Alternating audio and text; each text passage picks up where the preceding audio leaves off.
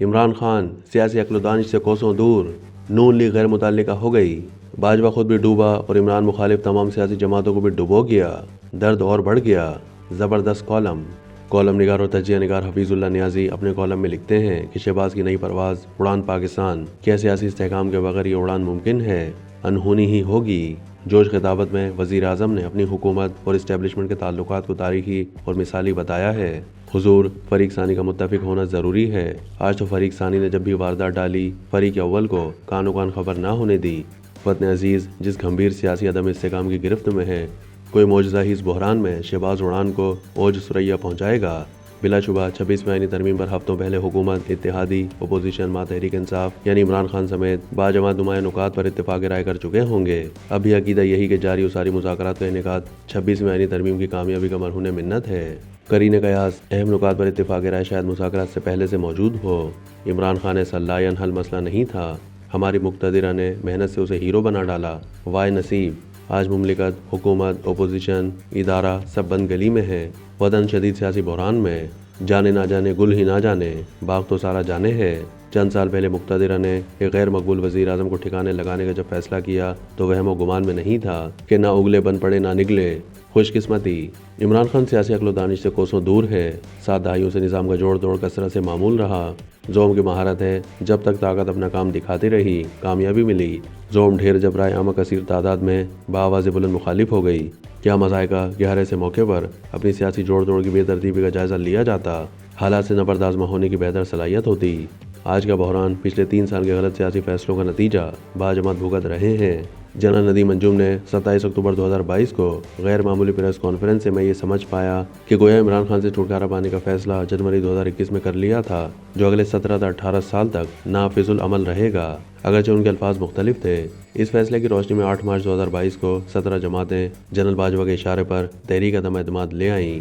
تحریک عدم اعتماد نے عمران خان کی مردہ سیاست میں جان ڈال دی۔ ادھر تحریک کامیاب، ادھر اپوزیشن سیاست خصوصاً نون لیگ غیر متعلقہ ہو گئی۔ ملک کی تاریخ کا پہلا واقعہ کہ اسٹیبلشمنٹ بشمول 17 سیاسی جماعتیں حکومت میں، جبکہ اپوزیشن کے لیے عمران خان کے پاس چشم تصور میں تحریک کی کامیابی پر کپ کپاہٹ طاری ہو جاتی تھی۔ دوسری طرف باجوہ یعنی فیض پلان اندھا دھند نگراں حکومت کے قیام کے لیے کوشاں، اپنے ادارے کو بھی اپنے مفادات کی بھینٹ چڑھا دیا۔ معلوم کرنا ہے کیا عمران خان نے کشمیر فتح کیا، کیا 2018 پارٹی کا منشور پورا کیا، کیا بدترین طرز حکومت یا کرپشن اور نااہلی کے ریکارڈ نہ بنائے۔ صاف ظاہر ہے اسٹیبلشمنٹ کے فیصلوں ہی نے مارچ 2022 کے زیرو کو 2024 کا ہیرو بنا ڈالا۔ عمران خان کا کریڈٹ کے وعدہ خلافی، بدترین حکومتی کارکردگی، سیاسی فیصلہ سازی و حکمت عملی صفر، جبکہ صداقت، دیانت، اخلاق، عقائد پر داغ دھبے ایسے اوصاف حمیدہ کے ساتھ ملکی سیاست کا بے تاج بادشاہ بننے میں کامیاب ہوا۔ اگرچہ عقل کے کسی خانے میں فٹ نہیں بیٹھتا، موصوف کی مقبولیت کا سارا کریڈٹ اسٹیبلشمنٹ کو دینا ہوگا، وگرنہ بچی کچی مقبولیت دوران اقتدار برف کی طرح پگھل چکی تھی۔ جنرل باجوہ اپنی دوسری توسیع کے لیے نتائج سے بے خبر مقبول عمران خان کو حکومت کے خلاف استعمال کیا۔ باجوہ خود بھی ڈوبا اور عمران مخالف تمام سیاسی جماعتوں کو بھی ڈبو گیا۔ تاریخ پاکستان میں پہلی دفعہ جب ساری سیاسی جماعتیں اقتدار میں، اپوزیشن کی سلاٹ اکلوتے عمران خان کو منتقل ہو گئی۔ اپنے تئیں منت ترلے کیے گئے کہ نہ لائی جائے، نکار خانہ میں طوطی کی کون سنتا ہے۔ آج افریت نے وسیع و عریض تعداد میں خلق خدا کو پیچھے لگا کر پورے نظام کو بے دم کر رکھا ہے۔ خوش آئند کے مذاکرات کا عمل شروع ہے۔ خیال ہے کہ اہم معاملات پر اتفاق رائے ہو چکا ہوگا۔ اگر عمران خان کو ریلیف، فرگیونیس وداؤٹ کنفیشن ملا تو کھایا پیا کچھ نہیں، گلاس ٹوٹا بارہانے۔ جو پارٹی مجموعہ ازداد ہو، اندرونی خلف وچار کا شکار ہو، لیڈر میں گن نہ ہو، وہ دن دہاڑے عوام الناس کو اپنے پیچھے لگائے تو کیا عمران خان جنگ جیت چکا؟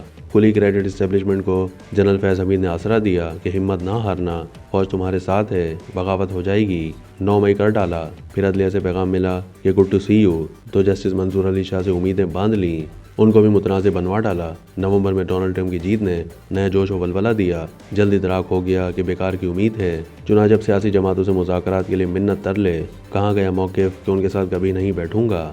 یقیناً وقت ایک سا نہیں رہتا۔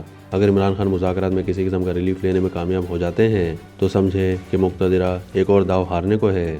کیا مقتدرہ ایسی ہار بھی پسند فرمائے گی کہ جیت عمران خان کی لوٹیا ڈبو جائے؟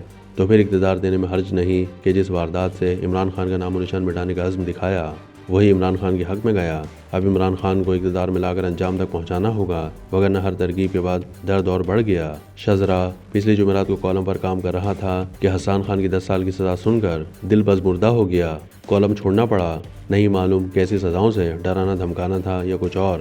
قطع نظر کے کسی بھی منصوبہ بندی، جلاؤ کھراؤ، توڑ پھوڑ میں ملوث نہ تھے۔ اگر ان کو قرار واقعی سزا ملتی تو فائدہ رہتا، مگر یہ نہ ہو سکا۔ افسوس، کئی ایسے جن کے خلاف جلاؤ کھراؤ کے ناقابل تردید ثبوت، سینکڑوں لوگ عینی شاہد، کچھ کو 1 سال پہلے چھوڑ دیا گیا اور کچھ کو 2 سال، جو چند مہینے کے بعد رہا ہو جائیں گے۔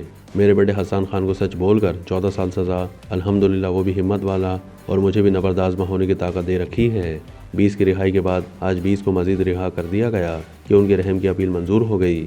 مجھے اپنے بیٹے کے لیے رحم نہیں بلکہ انصاف چاہیے۔ ثانیہ یہ کہ جھوٹ بول کر سزا دلوائی گئی اور آگے بھی جھوٹ کا سہارا لیا جائے گا۔ اعلیٰ عدالتوں میں پول کھل جائے گا۔ اور آخری یہ کہ سزاؤں سے ایک عمل بار بار دہرایا گیا۔ بجائے عمران خان کی سیاست ہلکان ہوتی، اس کے ماننے والوں کا جذبہ حریت اور آگے۔ نیٹ رزلٹ عمران خان کو فائدہ کہ آج بدقسمتی سے عوام الناس کا ہیرو، جبکہ اسٹیبلشمنٹ پہلے سے ہی مطعون۔ اس پہلو سے پہلو تہی ایسے حالات میں مجرمانہ غفلت ہے۔